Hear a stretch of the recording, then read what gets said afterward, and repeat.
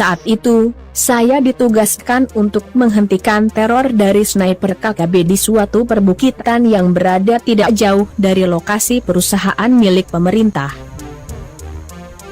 Dalam 2 hari, tercatat, ada 5 kali penembakan dari jarak jauh yang diduga dilakukan sniper KKB, atau setidaknya oleh seseorang yang sudah terlatih. 3 tembakan mengena dengan tepat di bagian kaca depan kendaraan operasional perusahaan. 2 tembakan lainnya diarahkan ke perumahan karyawan. Sebelum berangkat ke lokasi, saya menganalisa peta area sekitar lokasi penembakan. Setelah menganalisa titik posisi kelima tembakan, saya menduga pelaku penembakan berada di lereng perbukitan sebelah utara perumahan karyawan. Dari posisi yang saya duga sebagai posisi pelaku penembakan, sangat memungkinkan untuk melakukan penembakan ke arah 5 titik tembakan. Namun sedikit ada masalah. Sisi perbukitan sebelah utara perumahan karyawan sangat luas dan tinggi. Selain sulit mencari keberadaan pelaku penembakan, saya juga kesulitan menentukan posisi yang paling tepat untuk melakukan tembakan eksekusi. Sedang posisi perbukitan yang berhadapan langsung dengan perbukitan tempat pelaku penembakan, jaraknya cukup jauh, dan di luar jangkauan tembak, sekalipun dengan menggunakan senapan SPR-2. Untuk mempersempit area pencarian posisi pelaku penembakan, saya menganalisa bekas tembakan yang mengenai 3 kendaraan perusahaan. Dari posisi titik lubang peluru di kaca depan dan posisi lubang peluru yang ada di jok tempat duduk, saya menemukan sudut lintasan peluru yang jika ditarik lurus ke arah perbukitan, posisi datangnya peluru berada di sekitar bahagian tengah perbukitan, bukan di atas perbukitan, seperti yang diperkirakan tim pengamanan kawasan perusahaan. Satu hal yang membuat saya kagum dengan pelaku penembakan, akurasi tembakannya terlihat cukup baik. Untuk melakukan eksekusi, tidak ada pilihan posisi yang lebih memungkinkan selain di posisi di mana kendaraan operasional perusahaan terkena tembakan. Pukul 4 WIT subuh, dengan membawa 2 senapan laras panjang, saya bergerak menuju posisi dengan berjalan kaki.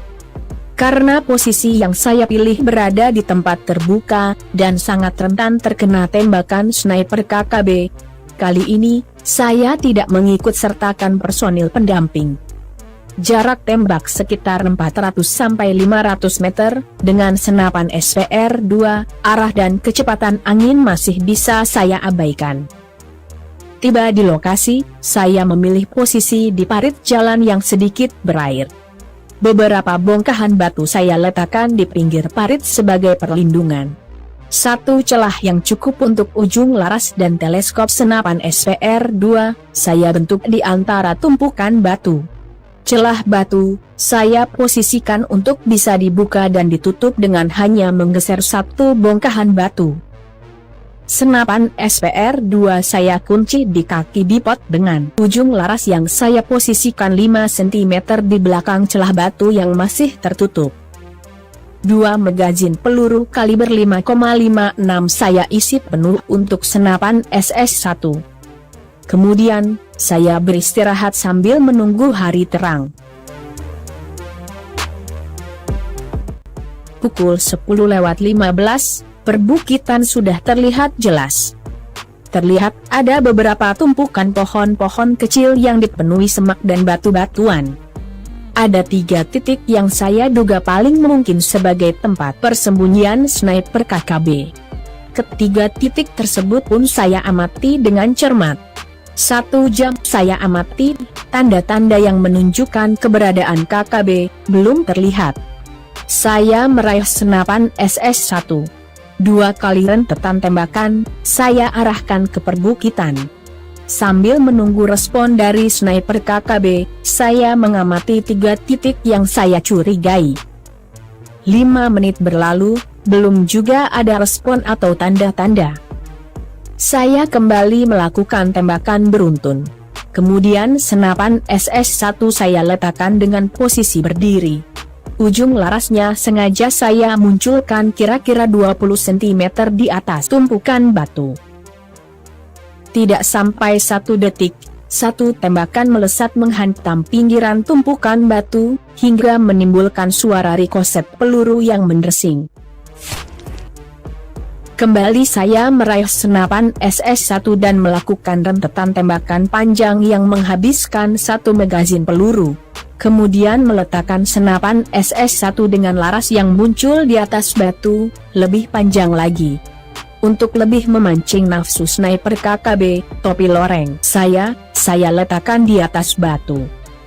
Tembakan saya langsung direspon sniper KKB. Ada 3 kali tembakan yang hampir mengenai laras senapan SS1. Saya pastikan, sniper KKB sudah termakan umpan. Dari teleskop senapannya, ia pasti sudah melihat jenis senjata yang saya gunakan, tidak akan mampu menjangkau posisinya. Dengan semangat juangnya, ia akan keluar dari posisi berlindung, dan memilih posisi yang lebih mudah untuk menembak ke arah saya. Magazin SS1 saya ganti. Kemudian saya melakukan tembakan 1-2. Sambil menggeser-geser topi loreng saya mengamati posisi sniper KKB dari celah batu yang sudah saya buka setengah. Dapat. Celah batu saya buka sepenuhnya. Saat sniper KKB dengan penuh semangat membidik topi loreng saya, wajahnya saya posisikan di titik 0 teleskop SPR-2.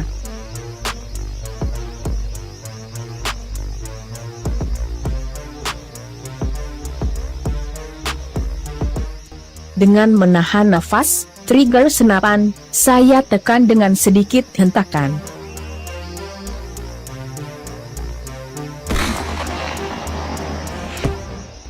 Selesai.